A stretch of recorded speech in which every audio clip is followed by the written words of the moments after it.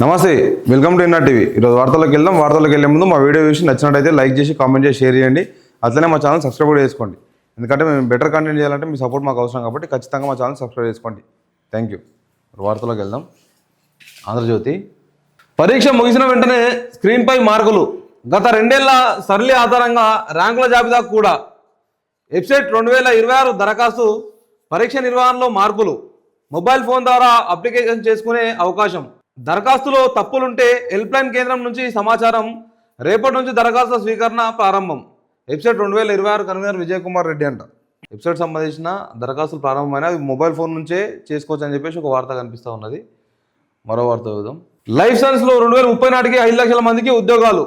భవిష్యత్తు ల్యాబొరేటరీగా హైదరాబాద్. శ్రీధర్ బాబు 7 రకాల క్యాన్సర్లను గుర్తించే కిట్టు ఆవిష్కరణ అంట.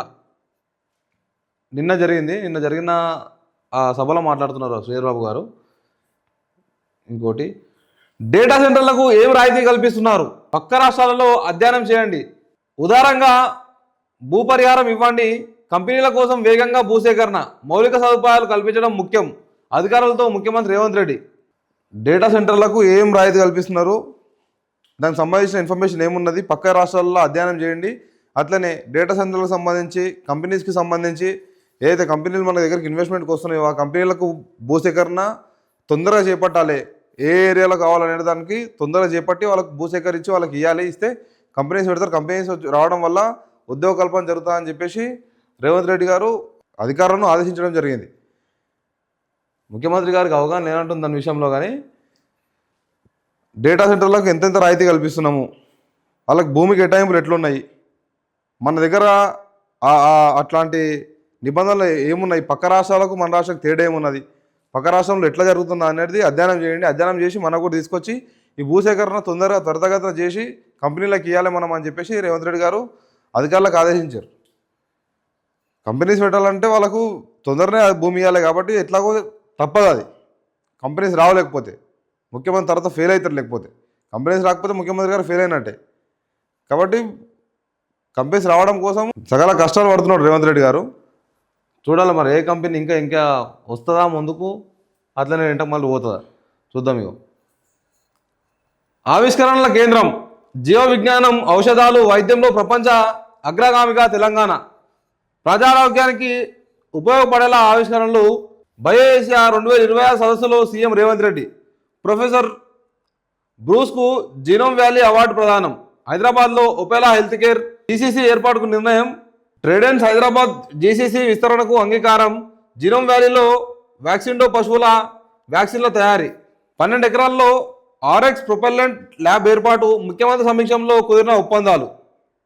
నిన్న బయో ఏషియా 2026 సదస్సు ఏర్పాటు చేయడం జరిగింది. దాంట్లో కొంతమందికి అవార్డులు ప్రదానం చేసి అట్లనే ఏ మన రోగాలకు ఏమేమి ఆవిష్కరణలు చేస్తున్నారు, ఏ రోగాలు గుర్తించబోతున్నారు, దానివల్ల ఏంది, అసలు ఏ కంపెనీలు రాబోతున్నాయి, జనాలకు ఎట్లా ఉపయోగపడబోతున్నది, తెలంగాణకి ఇది ఎట్లా ఉపయోగపడబోతుంది అనేది రేవంత్ రెడ్డి గారు ఎక్స్ప్లెయిన్ చేసే ప్రయత్నం చేశారు. ఐటీ మినిస్టరు మంత్రి శ్రీధర్ బాబు గారు ఉన్నారు, ఆయన కూడా ఉన్నాడు ఆ సదస్సులో.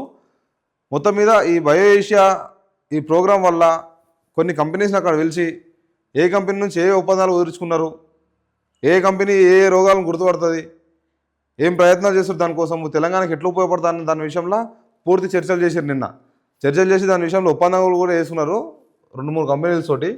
దానికి సంబంధించిన వార్తనే ఇది. దానివల్ల ఈ జీనోమ్ వ్యాలీ ఈ పశువుల సంబంధించిన ఏదైతే వ్యాక్సిన్లు ఉన్నాయో ఆ వ్యాక్సిన్ కూడా తయారు చేస్తారని చెప్పేసి కూడా ఒక వార్త కనిపిస్తూ ఉన్నది. చూద్దాం. మొత్తం 12 ఎకరాల్లో ఆ ల్యాబ్ ఏర్పాటు చేస్తారంట. దానికి ముఖ్యమంత్రి సమావేశంలో ఒప్పందం కూడా కుదుర్చుకున్నారు. ఇదంతా కూడా మన 4th సిటీ ఏదైతే ఉందో కొత్త ఏరియా, ఆ ఏరియాలనే ఇస్తున్నట్టు కనిపిస్తూ ఉన్నది. దానికి సంబంధించి చూడండి. ఇప్పటిదాకా ఔషధాలు, వ్యాక్సిన్ల తయారీ కేంద్రంగా ఉన్న హైదరాబాద్ ఇక కొత్త ఔషధాలు, వినూత్న ఆవిష్కరణల కేంద్రంగా రూపుదిద్దుకుంటుందని ముఖ్యమంత్రి రేవంత్ రెడ్డి అన్నారు. ఔషధ పరిశోధనలకు, ఏఐ ఆధారిత వైద్య సేవలకు హైదరాబాద్ చిరునామాగా మారబోతుందని చెప్పారు. హైదరాబాద్ను ప్రపంచ లైఫ్ సైన్సెస్ రాజధానిగా తీర్చిదిద్దుతామని ప్రకటించారు. ఇప్పటికే life sciences, pharma, health care రంగాల్లో తెలంగాణ ప్రపంచ అగ్రగామిగా నిలిచిందన్నారు.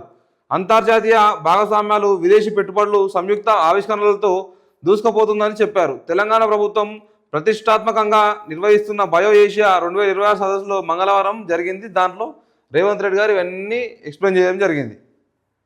చూడాలి మరి ఎంతవరకు ఉపయోగపడుతుంది. వాళ్ళకందరికైతే శాలువాలు కప్పి మంచిగా మర్యాదలు చేశారు. వాళ్ళకి అవార్డులు కూడా ఇవ్వడం జరిగింది తెలంగాణ తరఫున.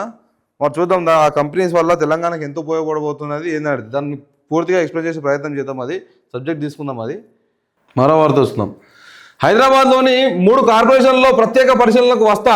కమిషనర్లు ఉదయం 6 గంటలకే క్షేత్రస్థాయిలో ఉండాలి. సమీక్షలో రేవంత్. 2 ఏళ్ల పాలనపై సమీక్ష. సీఎం, మంత్రులు, టీపీసీసీ చీఫ్కు కాంగ్రెస్ అధిష్టానం ఆహ్వానం. రేపు ఢిల్లీలో భేటీ. హైదరాబాద్లో 3 కార్పొరేషన్ల ప్రత్యేక పరిశీలనకు వస్తా అంట. కమిషనర్లు ఉదయం 6 గంటలకి ఉండాలంట. ఉదయం 6 గంటలకు కాదు సార్, మధ్యాహ్నం 12 గంటలకు ఉంటే కూడా సంతోషమే జనాలకు. ఈ కమిషనర్లు అంతా కూడా ఉదయం 6 గంటలకు దేవుడెరుగు, మధ్యాహ్నం 12 గంటలకు ఉంటే కూడా అది ప్రజలకు సంతోషమే. కానీ ముఖ్యమంత్రి గారు ఏమంటారు, నేను వస్తా, పొద్దున 6 గంటలకల్లా మీరు అందుబాటులో ఉండండి అని చెప్పేసి. గంతగానం ప్రజల సేవకు అందిస్తుంటే తెలంగాణ రాష్ట్రం గిరి ఉండకుండే, ప్రత్యేక స్థానంలో ఉండకుండే ఈరోజు ఇంకేడుకోబోతుండే. ప్రపంచమే తెలంగాణ సైడ్ చూసేలాగా ఈరోజు తెలంగాణ కనిపిస్తుండే. ప్రపంచ దేశాలు, ప్రపంచ రాష్ట్రాలు అన్నీ కూడా ఏ అవుతున్నాయో అవన్నీ కూడా ఈరోజు తెలంగాణ వైపు మళ్ళీ చూస్తుండే. గిట్ల పనిచేసి ఉంటే ఎక్కడ అధికారులు పనిచేసుడు, ఎక్కడ నాయకులు పని చేయించుడు, ఎక్కడ 7 నెలలు ఆడే యథార్థంగానే ఉన్నారు. ముఖ్యమంత్రి గారు వస్తారంటే 6 గంటలకే అందుబాటులో ఉండాలంటే 7-6 గంటలకు అందుబాటులో ఉంటారు వాళ్ళు. మీరు వస్తున్నారు అంటే ఆ రోజు అంటున్నాం అందుబాటులో. ఎందుకంటే ముఖ్యమంత్రి కాబట్టి మీ హోదా, మీ పదవి, దానికి మర్యాద ఇచ్చి ఉంటుండొచ్చు. కానీ జనాలకు 12 అయినా కూడా అందుబాటులోకి రారు వాళ్ళు.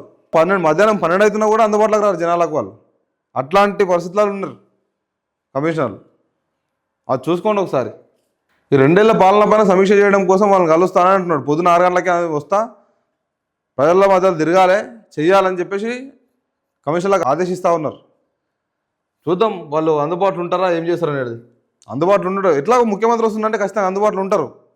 ఫైళ్ళు చేతిలో పట్టుకొని ఆగమాగం గుర్తొచ్చి, ఈ ఆగమం వాళ్ళ కథలు అలాగ ఉంటాయి. ఇక ఎందుకంటే ముఖ్యమంత్రి వచ్చిండు, ఆ ముఖ్యమంత్రి మంత్రో ఎమ్మెల్యేనో ఎంపీనో వచ్చి ఉంటే వాళ్ళు అట్లనే చేస్తారు. నెక్స్ట్ వాళ్ళు పోయిన తెల్లారి నుంచి ఉంటుంది. ఇక నిన్ననే సీఎం ప్రోగ్రామ్ అయిందా, పండుకున్నా ఇంటికాడ, వస్తా రేపు వస్తా అంటాడు. అట్లా జరుగుతుంది. ఇంకా చాలా మార్చాల్సి ఉంది, అధికారులు చాలా మారాల్సి ఉంది. ఫస్ట్ నాయకులు కరెక్ట్ ఉండి, నాయకులు సెట్ అయితే ఆటోమేటిక్ అందరు సెట్ అవుతారు. చూద్దాం మరో వార్త చూద్దాం. ఎవరెస్ట్ ఎత్తుకు రక్షణ బంధం. భారత్, ఫ్రాన్స్ మధ్య కీలక ఒప్పందాలు. ఎవరెస్ట్ ఎత్తుకు చేరగలిగే ఎయిర్బస్ H-125 హెలికాప్టర్లు, హ్యామర్ క్షిపణులు ఉమ్మడి తయారీ. కర్ణాటకలోని వేమగల్లో టాటా ఎయిర్బస్ యూనిట్ ప్రారంభించిన ప్రధాని మోడీ, ఫ్రాన్స్ అధ్యక్షుడు మెక్రాన్. సాంకేతికతలు, ఆవిష్కరణలో భాగస్వామ్యం కోసం ఇండియా ఫ్రాన్స్ సృజనాత్మక సంవత్సరం 2026. రక్షణ, ఖనిజాలు, అత్యాధునిక సాంకేతిక, ఆరోగ్య రంగాల్లో పరస్పర సహకారం కోసం 21 ఒప్పందాలు. ముంబైలోని లోక్ భవన్లో మోదీ మెక్రాన్ భేటీ. ఫ్రాన్స్ నైపుణ్యానికి తోడుగా భారత సామర్థ్యాలు. మోదీ రక్షణ సహకారం మరింత విస్తృతం. మెక్రాన్ 3 రోజుల పాటు భారత్లో ఫ్రాన్స్ అధ్యక్షుడు. భారత్కి ఫ్రాన్స్ మధ్య కూడా కీలక ఒప్పందాలు చేసుకోవడం జరిగింది. దాంట్లో ముఖ్యంగా రక్షణ సహకారం, రక్షణ సంఘానికి, ఆ రక్షణ వ్యవస్థకు సంబంధించిన ఆ రంగానికి సహకరించే దిశగానే ఈ మెక్రాన్ ఒప్పుకోవడం జరిగింది. ఫ్రాన్స్కు భారత్కు మధ్య జరిగిన ఒప్పందంలో మెయిన్ ఎజెండా ఏంటంటే రక్షణ రంగంకు మనకు హెల్ప్ కావాలి, రక్షణ రంగంకు ఇంకా కూడా అత్యాధునిక వాయిదాలు మనకు కావాలి. కాబట్టి దాని విషయంలో ఒప్పందం చేసుకోవడం జరిగింది. ఎందుకంటే మనకి ఇంకా కూడా ఆయుధాలు కొరత ఉంది కాబట్టి, ఇంకా ఆయుధాలు మనకు కావాలి కాబట్టి. ఇప్పుడు ఇక్కడ రష్యా, జపాను మనకు సపోర్ట్ చేస్తుంది, అమెరికా కూడా సపోర్ట్ చేస్తున్నది. మళ్ళీ ఇంకా కూడా ఫ్రాన్స్ తోటి ఒప్పందం చేసుకున్నారు మోడీ గారు. ఒప్పందం చేసుకుని రక్షణ రంగంకే మీ హెల్ప్ కావాలి, రక్షణ రంగంలోనే మాకు పలానా వస్తువులు కావాలి, ఆయుధాలు కావాలి అని చెప్పేసి మోదీ గారు అడగడం, దానికి ఫ్రాన్స్ అధ్యక్షుడు మెక్రాన్ కూడా ఒప్పుకొని దానికి రక్షణ రంగంలో పూర్తి సహకారం మేము అందిస్తాం, మీకు ఏ ఫెసిలిటీ కావాలో అది ఇస్తాం. ఎందుకంటే మీరు మన దేశం అభివృద్ధి చెందుతున్న దేశం, మళ్ళీ అందులోనూ ఎక్కువ పాపులేషన్ ఉన్న దేశం. మన దేశానికి చాలా భవిష్యత్తు ఉన్నది. కానీ కొన్ని నాయకుల అసమర్థత వల్ల ఇన్ని రోజులు అది మూలకు పడ్డది. అది ఈరోజు ప్రపంచ దేశాలకు కనిపిస్తున్నది. ప్రపంచ దేశాలకు కనిపించి ఈరోజు మన భారతదేశం విలువేందో అర్థమై వాళ్ళే ఒప్పందాలు కుదుర్చుకొని వస్తూ ఉన్నారు. అంటే పిలిచిన వెంటనే రావడం అంటే కూడా అంత ఆశావాసి విషయం కాదు కదా. మోడీ గారు ఈరోజు వెళ్ళి పిలుస్తారు అంటే పిలిస్తే టైం లేదు తర్వాత వస్తాను కూడా చెప్పొచ్చు, వాళ్ళు పెండింగ్ పెట్టచ్చు. అయినా కూడా పిలవంగానే వస్తున్నారు, పిలవంగానే వాళ్ళు అన్నిటికీ యాక్సెప్ట్ చేస్తారు అంటే కూడా మన దేశం కూడా అనుకున్న స్థాయికి వెళ్ళబోతుందని చెప్పేసి ఇది సంకేతాలు. అదే ఇది కనిపిస్తున్నది. ఇంతకుముందు కలిసిన జపాన్ కానీ, రష్యా కానీ, అమెరికా కానీ, ఇంకా ఏదైనా పెద్ద దేశాలు ఏది వచ్చినా, ఈరోజు ఫ్రాన్స్ వచ్చింది. ఫ్రాన్స్ కూడా మరి దేశం పైన ఉన్నటువంటి ఆ స్నేహపూర్త సంబంధాలు వాటిని కలుపుకొని ముందుకోవాలి, వాటిని ఇంకా కూడా మెరుగుపరుచుకోవాలనే ఉద్దేశంతో ఈరోజు మోడీ గారితో ఒప్పందం కుదుర్చుకున్నారు. ఎందుకంటే అక్కడ అత్యాధునిక ఆయుధాలు ఉంటాయి కాబట్టి ఆ ఆయుధాలను మేము ఇవ్వడంకు మీకు హెల్ప్ చేస్తామని చెప్పేసి వాళ్ళే ముందుకు రావడం జరిగింది. అదే ఇది మనకు ముఖ్యంగా కావాల్సింది రక్షణ రంగంలోనే కాబట్టి. ఎందుకంటే మనకు చిన్న దేశంతో ఒకటి, పెద్ద దేశంతో ఒకటి ఒక పంచాయతీ ఉంటుంది ఎప్పటికీ. ఆ పంచాయతీలను తట్టుకోవాలంటే మన దగ్గర అత్యాధునిక ఆయుధాలు ఉండాల్సిందే. ఆ దిశగానే మోడీ గారు పనిచేస్తూ ఉన్నారు. ఈరోజు ప్రధానమంత్రిగా మోడీ గారు ఈరోజు ఉన్నా తర్వాత లేకపోయినా ఇంకేదన్నా మొత్తం భారతదేశ చరిత్రలోనే మూడోసారి ప్రధానమంత్రి నరేంద్ర మోడీ గారు. అంటే కాంగ్రెస్ ప్రభుత్వంది, కాంగ్రెస్ పార్టీది అలాగే అనుకోండి, అది పక్కన పెడతాం. కానీ ఇంత అప్డేటెడ్ జనరేషన్లో ఇంకా కూడా భారత ప్రధానిగా మోడీ గారే కావాలనుకోవడము చాలా గొప్ప విషయం అది. ఎందుకంటే మోడీ గారి పాలన ప్రతి ఒక్క గ్రామాలు ఉన్నటువంటి యువకుల దాకా వెళ్తున్నది, యువకుల దాకా వెళ్తున్నది, గ్రామాల లోపలికి వస్తున్నది ప్రధానమంత్రి చేసే పని. ఆ రకంగా కార్యాచరణ దాల్చుతున్నారు వాళ్ళు. ఇంతకుముందు జరుగుతున్నటువంటి మీటింగులు కానీ, ఇంతకుముందు జరుగుతున్న ఒప్పందాలు కానీ, ఇంతకుముందు జరుగుతున్నట్టు యుద్ధాలు కానీ అట్లాంటి ఏవి కూడా గ్రామాల దాకా రాకపోతుండే. ఈ అప్డేటెడ్ జనరేషన్లో ప్రధానమంత్రి చేసిన ప్రతి పని కూడా ప్రతి పౌరం దాకా చేరుతున్నది, ప్రతి భారతీయ పౌరం దాకా చేరుతున్నది. కాబట్టి మోడీ గారు చేస్తున్నటువంటి ఆవిష్కరణలు కానీ, ఆలోచనలు కానీ జనాలకు టచ్ అవుతున్నాయి. టచ్ అయ్యి వాళ్ళందరూ కూడా అరే మోడీ అయితే బాగుంటుంది, మోడీ ఉంటేనే, మోడీ గారు బీజేపీ పార్టీ ఉంటేనే భారతదేశంకు అంత ఇంత మంచి జరుగుతున్న ఉద్దేశంలో ప్రతి పౌరుడు కూడా రావడం జరిగింది. ఆ రకంగానే మోడీ గారు కూడా పనిచేస్తున్నట్టు కనిపిస్తూ ఉన్నది. ఏదేమైనా అన్ని దేశాల ప్రెసిడెంట్లతోటి మోడీ గారు ఆ స్నేహపూర్తి సంబంధాలు కలిగి ఉండడం, అన్ని దేశాల నుంచి మనకు సహకారం అందడం అనేది చాలా సంతోషకరమైన వార్త. అది మన దేశ భవిష్యత్తు కూడా చాలా సహకారం అందిస్తుంది. చూద్దాం ఇంకా అనేక రకాల ఇట్లాంటి ఒప్పందాలు చేసుకోవాలని చెప్పేసి ఆశిద్దాం అందరం కూడా. ఇగో భారత్ ఫ్రాన్స్ మధ్య రక్షణ సంబంధాలు ఎవరెస్ట్ స్థాయికి చేరుతున్నాయి. ప్రపంచంలోనే అత్యంత ఎత్తుకు ఎగరగలిగే ఎయిర్ బస్ H-125 హెలికాప్టర్లు హ్యామర్ క్షిపణులను భారత ఫ్రాన్స్ సంయుక్తంగా ఉత్పత్తి చేయనున్నాయి. రక్షణ అంశాల్లో సమన్వయం, సమగ్రత కోసం ఇరు దేశాలు సైన్యంలో పలువురు సైన్యాధికారులను పరస్పరం నియమించుకోనున్నాయి. మొత్తంగా రక్షణ, కీలక ఖనిజాలు, అత్యాధునిక సాంకేతికతలు, ఆరోగ్య రంగంలో పరస్పర సహకారం కోసం భారత్ ఫ్రాన్స్ మధ్య 21 ఒప్పందాలపై ప్రధాని మోడీ, ఫ్రాన్స్ అధ్యక్షుడు ఇమ్మాన్యుయల్ మెక్రాన్ మంగళవారం సంతకాలు చేశారు. ఈ సందర్భంగా ఇరు దేశాల మధ్య బంధాన్ని ప్రత్యేక అంతర్జాతీయ వ్యూహాత్మక భాగస్వామ్యంగా ఇరువురు ప్రకటించారు. ఏదేమైనా ఒప్పందం కుదుర్చుకొని ఒప్పందం ఏ రకంగా ఉందో ఆ రకంగా ముందుకు వస్తుందని చెప్పి ఇద్దరు ప్రెసిడెంట్లు కూడా, అంటే మన భారతదేశ ప్రెసిడెంట్ మన నరేంద్ర మోడీ గారు కానీ, ఫ్రాన్స్ అధ్యక్షుడు ఇమ్మాన్యుయల్ మెక్రాన్ కూడా ఒప్పుకొని ఆ రకంగా ముందుకు వద్దామని చెప్పి ప్రకటించారు. సంతోషం. అది మరో వార్త చూద్దాం. కళ్ళజోడు ఏఐ తోడు దృశ్యాలను రికార్డ్ చేసి ప్రశ్నలకు జవాబిచ్చే సర్వం కేజ్ గ్లాసెస్ బెంగళూరు స్టార్టప్ ఘనత. ఇండియా ఏఐ సమ్మిట్లో ధరించిన ప్రధాని సోషల్ మీడియా వినియోగంపై వయసుల వారి నియంత్రణలు. కేంద్ర మంత్రి అశ్విన్ వైష్ణవ్. డేటా సెంటర్లపై అదానీ గ్రూప్ రూపాయలు 9 లక్షల కోట్లు. హంగులోను హస్తం హవా. మరో 7 మున్సిపాలిటీలు కాంగ్రెస్ ఖాతాలోకి. 92కు చేరిన అధికార పార్టీ చైర్మన్ల సంఖ్య. బీఆర్ఎస్కు దక్కిన ఇంద్రేశం మున్సిపాలిటీ. క్యాతన్పల్లి, ఖానాపూర్ స్థానాల్లో మళ్లీ వాయిదా పడిన ఎన్నికలు. ఇబ్రహీంపట్నం పాలకవర్గం ఎన్నికపై కోర్టు స్టే. క్యాతన్పల్లి మున్సిపల్ ఎన్నికల్లో ఉద్రిక్తత. మంత్రి వివేక్ కాన్వాయ్పై బీఆర్ఎస్ దాడి. పార్కింగ్ కోన్ను విసిరిన బల్గా సుమన్. జనగామ, తొర్రూరు ఎన్నికల్లో హై డ్రామా. ఈ మున్సిపల్ సంబంధించిన ఈ చైర్మన్లకు పదవులకు సంబంధించిన ఇష్యూ ఏదైతే ఉందో ఇది తారాస్థాయికి వెళ్ళింది. ఇది ఎట్లా అంటే ఎంత అన్యాయంగా, ఎంత దౌర్జన్యంగా, ఎంత చెత్తగా వీళ్ళు నాయకులు ప్రవర్తిస్తున్నారంటే ఘోరం. ప్రజల తీర్పుకు విలువ లేకుండా చేస్తున్నారు. ప్రజల తీర్పుకు విలువ లేకుండా చేస్తున్నారు. నేను ఎందుకు ఈ మాట అంటున్నానంటే ప్రజలు ఆల్రెడీ తీర్పునిచ్చారు. ఏమని? మీకు ఎన్ని క్యాండిడేట్లను ఇవ్వాలి, మీకు ఏ అభ్యర్థిని గెలిపించాలి, ఏ అభ్యర్థిని గెలిపించొద్దు, ఏ క్యాండిడేట్ కరెక్ట్ ఉన్నాడు, ఆ గల్లీకి ఎవరైతే సపోర్ట్ చేశారు అని చెప్పేసి వాళ్ళకి నచ్చిన కౌన్సిలర్లను వాళ్ళు గెలిపించుకున్నారు.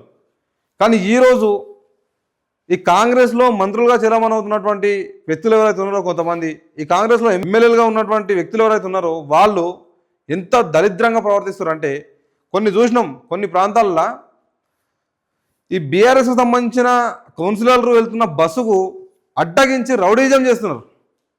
ప్రజాస్వామ్యంలో ప్రజల చేత ఎన్నుకోబడ్డ నాయకుని వ్యాను ఒక రౌడీవే.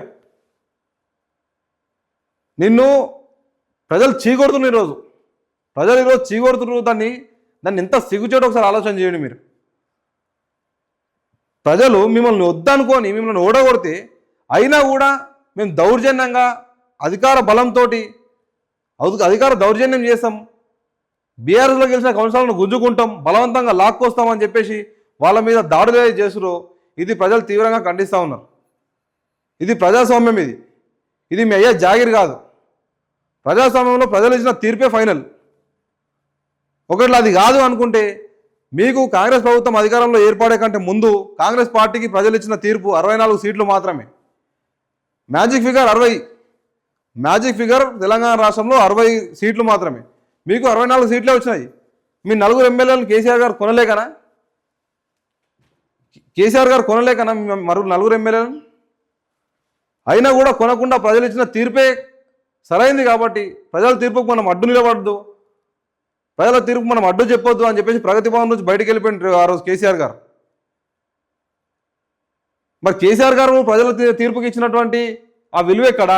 ఈరోజు మీరు ప్రజల తీర్పును ఖండించుకుంటా, ప్రజల తీర్పును మీరు నిషేధించుకుంటా, ప్రజల తీర్పు మాకు వద్దు, మా ఇష్టరాజ్యాంగం మేము వ్యవహరిస్తాం, మా ఇష్టరాజ్యాంగం మేము ప్రవర్తిస్తాం, మా రాజ్యాంగ అధికార దౌర్జన్యం చేస్తామని చెప్పేసి మీరు ప్రవర్తిస్తున్నారు. చూడండి, ఇది ఖచ్చితంగా తెలంగాణ రాష్ట్ర ప్రజలంతా కూడా గమనిస్తూ ఉన్నారు.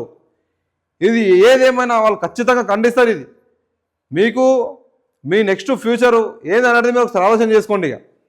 ఎందుకంటే ఈరోజు జనాలు కూడా ఆలోచిస్తున్నారు, అరే ఆ రోజు కేసీఆర్ గారిని మనం ఓడగొట్టే ప్రయత్నంలో ఇంకా కూడా హైదరాబాద్కు సంబంధించిన ఎమ్మెల్యేలు అందరూ కూడా కేసీఆర్ గారు గెలిచారు. ఊర్లలో మాత్రమే అసలు కేసీఆర్ ఎందుకే ఓడిపోయిండు? ఆయన చేసింది ఎక్కువ ఊర్లకే కదా, రైతులకే కదా ఎక్కువ న్యాయం చేసింది. మరి రైతులు ఓట్లు ఎందుకు వేయలేరు? రైతులం మనం ఎందుకు వేయలేము? సరే వేసినాక మ్యాజిక్ ఫిగర్కు ఎన్ని సీట్లు ఇచ్చినాం మనం? అసలు ఆ సీట్లు ఇస్తే కేసీఆర్ గారు కొనలేకుండా ఆ సీట్లు ఎట్లాగో ఎంఐఎం తోటి కేసీఆర్ గారికి దోస్తానే ఉన్నది. ఎలక్షన్ టైంలో కూడా ఎంఐఎం కేసీఆర్ గారికే సపోర్ట్ చేసింది, బీఆర్ఎస్ పార్టీకే సపోర్ట్ చేసింది కదా. ఎట్లాగో ఎంఐఎం సంబంధించిన ఎమ్మెల్యేలు కేసీఆర్ గారికి ఉంటుండే. మీ దగ్గర నుంచి ఒక 4 ఎమ్మెల్యేలను కొన్నుంటే ఆ రోజు ముఖ్యమంత్రి గారు కేసీఆర్ గారే ప్రమాణ స్వీకారం చేస్తుండే. అయినా కూడా ప్రజలు ఇచ్చిన తీర్పుకు గౌరవించి ప్రజలకు విలువనిచ్చి ప్రజలు మనం వద్దనుకుంటున్నారు, వద్దనగా మనం చేయొద్దు, మనకు అవసరం లేదు, అట్లా ప్రజలు మనల్ని కోరుకున్న రోజు మనం అధికారంలో కూర్చోవాలని చెప్పేసి ప్రజల తీర్పును గౌరవించి ప్రగతి భవన్ కాల్ చేసి వెళ్ళిపోయిన నాయకుడు కేసీఆర్ గారు. అట్లాంటి నాయకుడు ముంగట ఈరోజు మీరు ఏం చేస్తున్నారు?